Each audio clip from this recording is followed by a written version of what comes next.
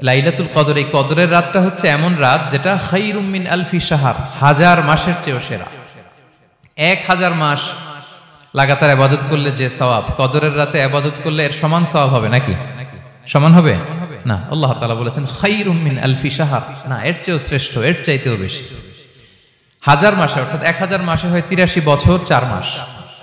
তো কদরের রাতে যদি আমরা ইবাদত করি তাহলে 83 বছর 4 মাস ইবাদত করলে যে সওয়াব, সে সওয়াব আল্লাহ তাআলা আমাদের আমলনামায় নসিব করবেন। তো আমরা যেন এই কদরের রহমত বরকত থেকে যেন আমরা বঞ্চিত না হই। তো রাসূল সাল্লাল্লাহু আলাইহি ওয়াসাল্লামকে সান্ত্বনা দেওয়ার জন্য যে হে নবী আপনি চিন্তিত হবেন না, বনি ইসরাইলের অনেক লোক 1000 বছর হায়াত পেয়েছে, শত শত বছর ইবাদত করেছে, জিহাদ করেছে, তারা হায়াত পেয়েছে বেশি কিন্তু তারা কদর পায়নি। আর আপনার উম্মতকে আমি হায়াত দিয়েছি কম কিন্তু তাদেরকে কদর দিয়েছি। সুবহানাল্লাহি বিহামদি, লাইলাতুল কদর দিয়েছি, যে কদরের রাত 1000 মাসের চেয়েও সেরা। তো এই কদরের রাতকে আবার লাইলাতুল মুবারাকাও বলা হয়েছে। ইন্না আনসালনাহু ফি লাইলাতিন মুবারাকা, এটা বরকতময় রাত। ফিহা ইউফরাকু কুল্লু আমরিন হাকিম, সব বিজ্ঞচিত প্রাজ্ঞচিত বিষয়ের ফয়সালা হয়। এটা বেসিক্যালি একটা বাজেট রাত বলা যায়। এ রাতে আগামী 1 বছরে আমাদের কি ঘটবে না ঘটবে আল্লাহ তাআলা এটার বাজেট করেন, এটাকে রিভাইজ করেন। সো এই রাতটা অনেক গুরুত্বপূর্ণ। তো এই কদরের রাত এটা কবে,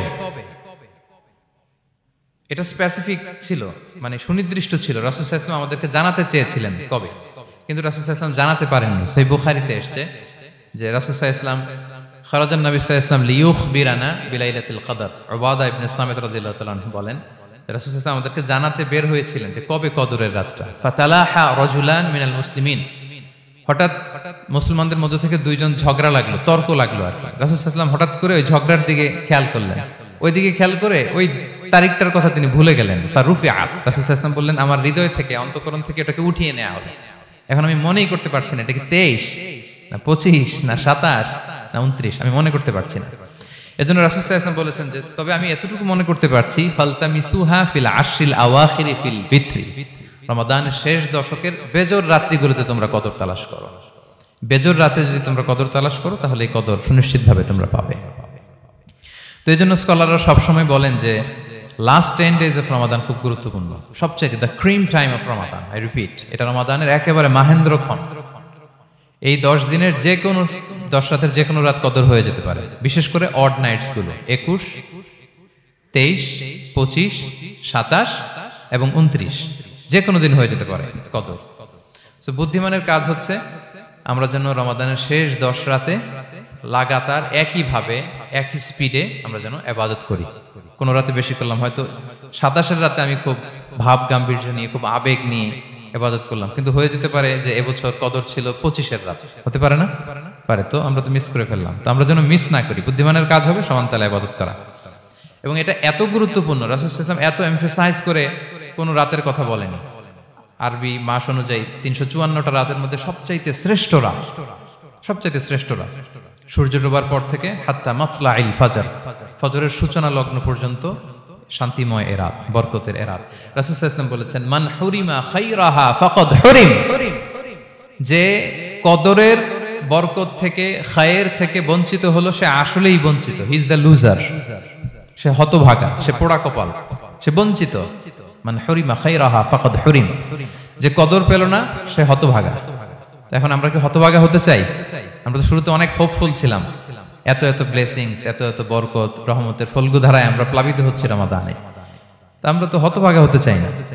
তা আমরা যেন এই শেষ 10 দিন এক তালে আন্তরিকতার সাথে ঈমান ও ইহতিসাবা আমরা যেন ইবাদত করি। সম্মানিত ভাই এবং বোনেরা, তাহলে আমরা সৌভাগ্যশীলদের অন্তর্ভুক্ত হতে চাই, হতভাগা হতে চাই না। আমরা এবার একটু শুনবো যে এটা আশা জাগা নিয়ে একটা মাস। এই মাসের যে রহমত বরকতের যত যত হাদিস কোরআনের আয়াতগুলো আমরা বলেছি, এগুলো শুনলে আমাদের মধ্যে একটা আশা জাগে, আশাবাদী হয়ে উঠি যে আমার এই মাস আমার মুক্তির মাস, আমি মুক্তি পাবো। কিন্তু at the same time it's a month of warning, এটা আবার সতর্কতার মাস। রাসূল সাল্লাল্লাহু আলাইহি ওয়াসাল্লাম বলেছেন রোজা রেখে যে মিথ্যা ছাড়লো না, পাপ ছাড়লো না, তার ধ্বংস। আবার 3 বার তিনি আমিন বলেছেন। বেসিক্যালি এটা একটা বদদোয়া যে মান আদরাকা রমাদান ওয়া লাম ইগফার লাহ, যে রমাদান পেয়েও নিজের গুনাহ ক্ষমা করতে পারলো না, তার ধ্বংস। সো আমরা আশাবাদী হব। আল ঈমানু বাইনাল খাউফি ওয়ার রাজা, বিশ্বাস হচ্ছে আমার মধ্যে ভীতিও কাজ করবে, আবার আমার মধ্যে একটা হোপ থাকবে, এটাই ঈমান। সো আমরা যেন এই ওয়ার্নিংগুলো আমাদের মাথায় রাখি যে আমরা যেন আল্লাহর নৈকট্যপ্রাপ্ত বান্দা হতে পারি, ক্ষমাপ্রাপ্তদের অন্তর্ভুক্ত যেন আমরা হতে পারি। আল্লাহ বলেন লাইলাতুল কদর খায়রুম মিন আলফি শাহর, নবী হে আপনার উম্মতের জন্য আমি কদরের রাত দিয়েছি, যে এক রাতে ইবাদত করলে 1000 মাসের চেয়েও বেশি সওয়াব তারা পেয়ে যাবে। সো এই কদরের রাত যেন আমরা মিস না করি। কোনটা কদরের রাত? আমরা বলেছিলাম শেষ 10 দিন সমান তালে ইবাদত করব। বিশেষ করে আমরা গুরুত্ব দিব অড নাইটস গুলোতে, 21, 23, 25, 27, 29 আমরা গুরুত্ব দিব। এবং রাসূল সাল্লাল্লাহু আলাইহি ওয়াসাল্লাম বলেছেন মান হুরিমা খায়রাহা ফাকাদ হুরিম, যে কদরের বরকত মিস করলো সে বঞ্চিত, সে হতভাগা, হি ইজ দ্য লুজার। আমরা যেন লুজার না হই, আমরা যেন গেইনার হই এই বরকতের মাসে। এবং সবশেষে আমি বলেছিলাম রাসূল সাল্লাল্লাহু আলাইহি ওয়াসাল্লাম স্পেশালি 5টা আমল করতেন, সারা রাত জাগতেন, ফ্যামিলি মেম্বারসদের জাগিয়ে তুলতেন, উৎসাহিত করতেন এবং কোমরে গামছা বেঁধে নামতেন। এরকম ইবাদতের স্পৃহা অন্য কখনো রাসূল সাল্লাল্লাহু আলাইহি ওয়াসাল্লামের মধ্যে দেখা যেত না, যেমনটা শেষ দশকে তিনি করতেন। ইতিকাফ করতেন তিনি, আর ইতিকাফ করলে কদর মিস হওয়ার সম্ভাবনা নেই।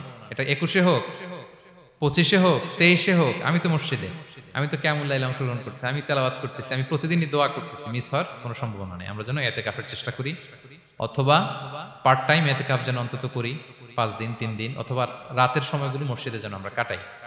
3 নাম্বার বলেছিলাম রাসূল সাল্লাল্লাহু আলাইহি ওয়াসাল্লাম জিবরাইল আলাইহিস সালাম কোরআন রিভিশন করতেন, আমরা যেন কোরআন রিভাইজ করি, রেসাইটেশন করি বেশি মাত্রায় শেষের 10 দিন।